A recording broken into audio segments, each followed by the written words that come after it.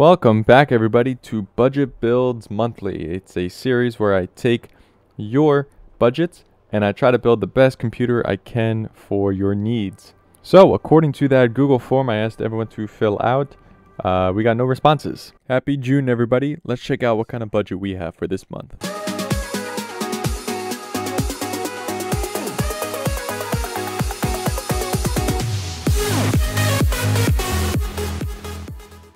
If you're new to my channel, thank you so much for watching. Please don't forget to hit that subscribe button. It would really help me out. Just in case everyone forgot, here's a quick rundown of how you're going to fill out that Google form that I have linked in the description below. Just a reminder, we do not collect any data in case you were questioning whether or not you wanted to fill it out. First, we have your budget. This does not include taxes, fees, or Windows keys. Then we have our type of system, if you want it to be gaming, a workstation, combined, or anything else you want to say. Any areas of focus, do you want to focus on the CPU, the cooling, any area of focus you want. And then we have requests at the end, which include anything you either want to see on this form, as well as any peripherals or anything you want included in this entire budget to be built. At the end of each month, I will take all the data and average it out for the following month's build. Links will be found in the description below. And don't forget to fill out this next month's Google form. Link is in the description. Without further ado, let's check out what we got for this month. Quick disclaimer, the budget builds will be as close or slightly over budget due to parts, any sales going on at the recorded time, as well as, again, we are not including OS keys or peripherals unless asked otherwise. Unless we have budgetary constraints, 4 builds will be coming out of this, 2 AMD and 2 Intel, both on the previous and newest generation. This is to ensure flexibility and upgradability to future-proof it. At the end of the video, we will be comparing each system to each other and displaying the pros and cons of each build, so then we can figure out which is the best build for the current price. With this $500 USD budget, I have a total of 7 systems we will be checking out. These builds will be compared at the end, and each are timestamped below, so let's check them out. These builds will have either dedicated graphics or integrated graphics to figure out the trade-offs and which one we want to build to ensure upgradability down the line. First up, we have our Am4 build. This is a Ryzen 7 5700G. It's an 8-core, 16-thread with a base clock of 3.8 GHz boosting to 4.6. Has Vega 8 graphics, and includes a cooler. Just a quick note, we will be seeing that all of these CPUs include coolers just to save some money. For our motherboard, we went with the MSI Mag B550 Tomahawk. It's an ATX Am4 motherboard. For our RAM, we went with the Corsair Vengeance LPX 16GB kit. It's DDR4 3600 megatransfers per second CL18.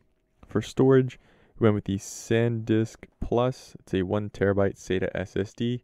I'm unsure about how this performs overall, but this was chosen solely on its 1TB SSD for the price. We could switch it out for something of a more reputable brand, but this would give us less storage overall. Moving on, we have our DIY PC. It's a mid-tower ATX case. This has 3 RGB intake fans in the front. This would be more than enough to ensure that our system is cool. We can always just take one of these fans that are in the front and put it as an exhaust fan. And to power it all up, we have this Corsair 550 watt bronze. This is the cheapest power supply I could find without feeling like it's a bomb. Hashtag the wheat does tech stuff. Next up, we have our DDR4 Intel LGA 1700 build with integrated graphics. For our CPU, we went with the i5-12400. It's a 6-core, 12-thread processor with a base clock of 2.5 boosting to 4.4 GHz with Ultra HD Intel 730 graphics. For our motherboard, we went with the ASRock Z690 Steel Legend. It's again an ATX LGA 1700 motherboard. We have the same RAM as before. This time we went with the 970 Evo Plus 500GB. It's an NVMe SSD from Samsung. The same case and power supply as before. Now we have the graphics card version of our Am4 build. We can start to see some compromises here. For our CPU, we went with the Ryzen 5 3600. It's a 6-core, 12-thread, 3.6 GHz boosting to 4.2 GHz. No integrated graphics. For our motherboard, we have a Mini ITX ASRock A520M. For our memory, This seems more budget oriented. We'll be comparing this all in the end. We went with 8 gigs of DDR4 2400 CL16 from Patriot Signature. Our storage, again, cut down. We have a 240 gigabyte SATA SSD from Kingston. We went with a GTX 1650. It's a 4 gigabyte MSI graphics card. For our case, we went with this Neo Mini ITX case. For our power supply, we went with that same 550 watt 80 plus bronze. Should be more than enough to power our system. For our LGA 1700 with a graphics card, we went with the i3 12100F. It's a 4-core 8-thread with a base of 3.3 boosting to 4.3, of course with no integrated graphics, and it does come with a CPU cooler. For our motherboard, we went with the Asus Prime H610i. It's another mini ITX motherboard.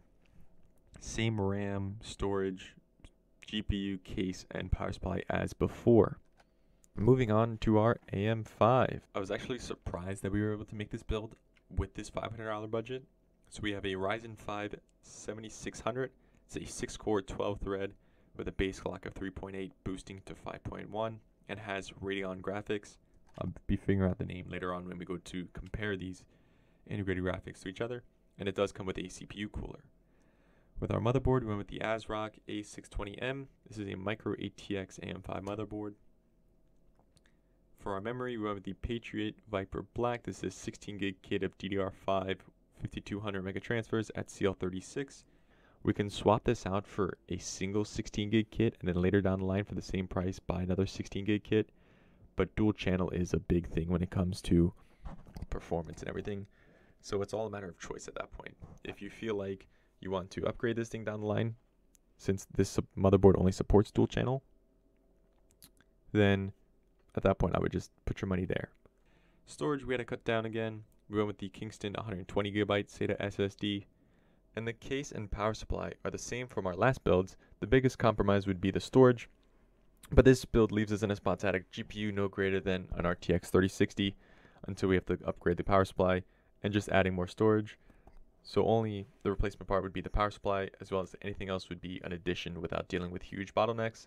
Moving on, we have our DDR5 LGA 1700 iGPU build. So it's the same CPU as our DDR4 variant. Again, it's that i5-12400. Pretty much identical motherboard, just the DDR5 variant. RAM is a bit budget oriented again with that Team Group Elite.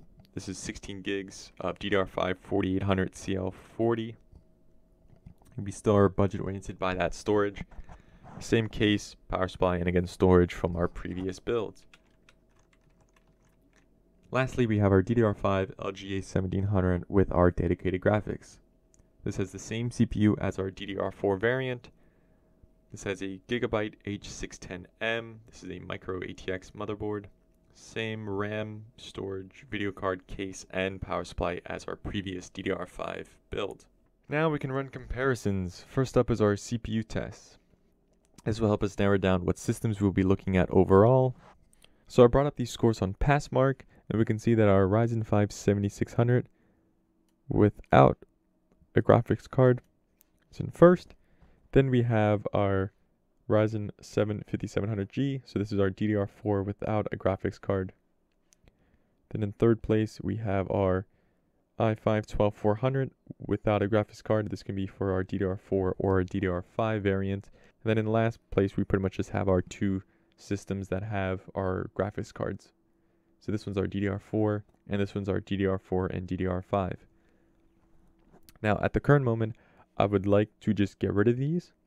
But until we run tests to compare the Radeon graphics of the Vega 8, the Radeon graphics from this AM5 CPU, the 730 from this Intel, and the GTX 1650, we cannot actually remove these systems from our comparison.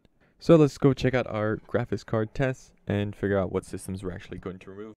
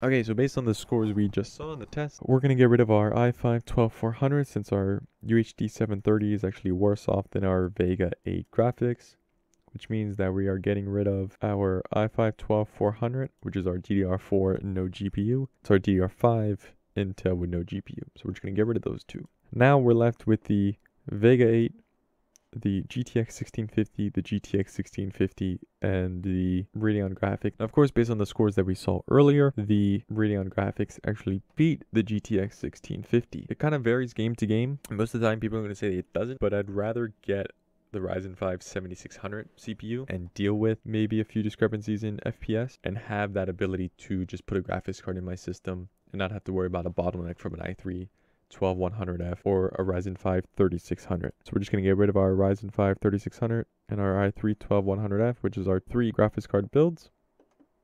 Now we're left with the Ryzen 7 5700G and the Ryzen 5 7600, our Am4 and our Am5. And then just comparing these two CPUs overall, we don't need to compare our RAM since we just cut this entire thing down to our DDR5 5200 CL36 to our DDR4 3600 CL18. DDR5 is going to be a lot faster than our DDR4. Even if the CL latency is a little slower, it's going to be a lot faster. So just comparing these two builds to each other, we still get the same power supply.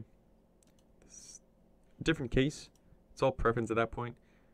We do get a 1 terabyte for our Am4 versus a 120 gigabyte for our Am5. We get faster speeds on our memory for our Am5. And we get a faster CPU for our Am5 comparing our Am4. Now, the last thing I want to do is on screen, I just want to show a motherboard comparing just to show you guys like just the differences. But overall, again, for $500 USD with the current sale going on, we actually get a great Am5 build and it leaves us some room for upgradability. Okay, so I just wanted to do a quick rundown of our motherboard comparison between our Am4 and our Am5. So our Am4 is an ATX, is a B550, supports 120 gigs of RAM, it's DDR4 and has 4 slots, while our Am5 is a micro ATX, it's a A620, only supports 64 gigabytes of RAM because it has 2 slots.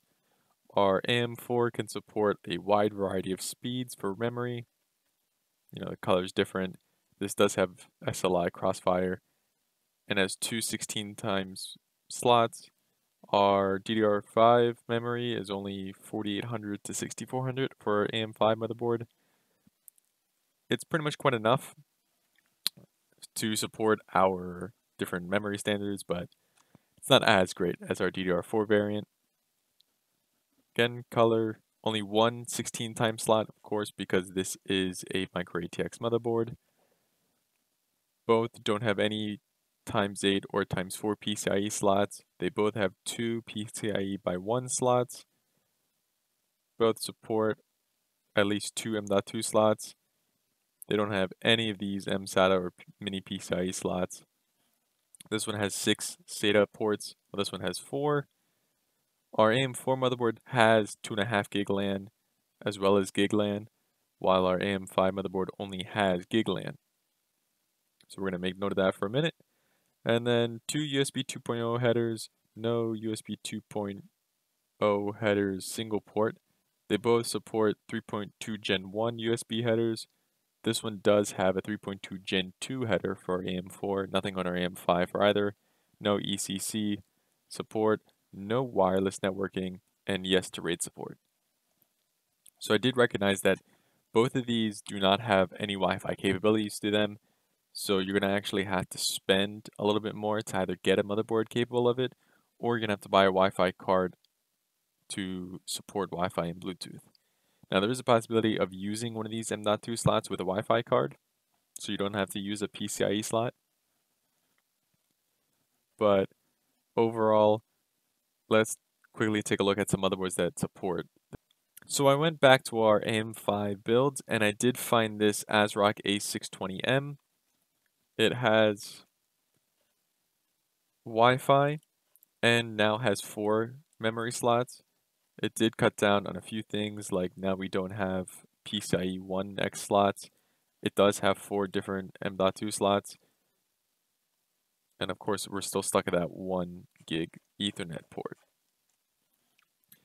But again, I just wanted to show you that overall, if we do go for that another motherboard, that we are actually way over budget by $30. But if you do the math, you're going to be spending $30, if that, on a Wi-Fi card of some sort. So in the end, you're probably better off spending a little bit more to get that Wi-Fi and Bluetooth functionality. So far, after all that, we can see that our Am4 iGPU build is the clear winner.